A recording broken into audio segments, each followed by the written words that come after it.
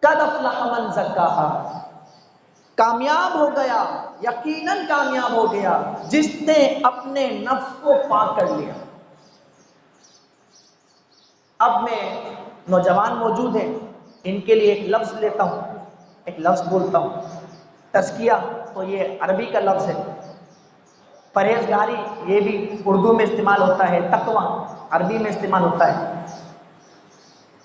اس کو نوجوانوں کو سمجھانے کے لیے خاص طور پر روزہ ہمیں سیلف کنٹرول سکھاتا ہے۔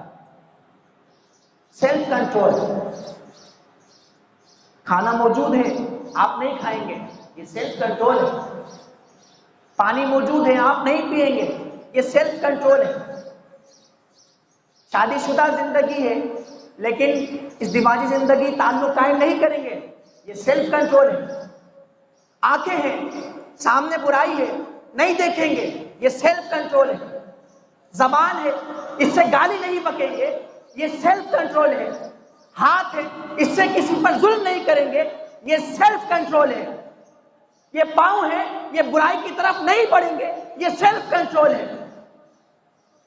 آپ کسی کا حق نہیں ماریں گے، یہ سیلف کنٹرول ہے۔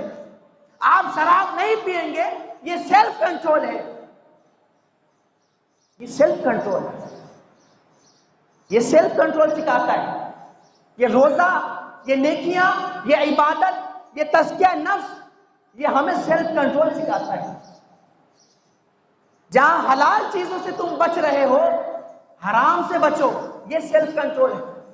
پوری زندگی آپ کو گناہ سے بچنا ہے، یہی تو سیلف کنٹرول، یہی تو کامیابی۔ اور کسے کامیابی کہتے ہیں؟ ایک انسان نے 60 سالہ زندگی گزار دی، رب کے حکم کے مطابق گزاری، یہی تو سیلف کنٹرول ہے۔ ایک انسان رب کے بتائے ہوئے طریقے، ڈائمینشن، روٹ اور راستے پہ چل رہا ہے، یہی تو سیلف کنٹرول ہے۔ اور کیا ہے؟ تزکیہ نفس اسی کو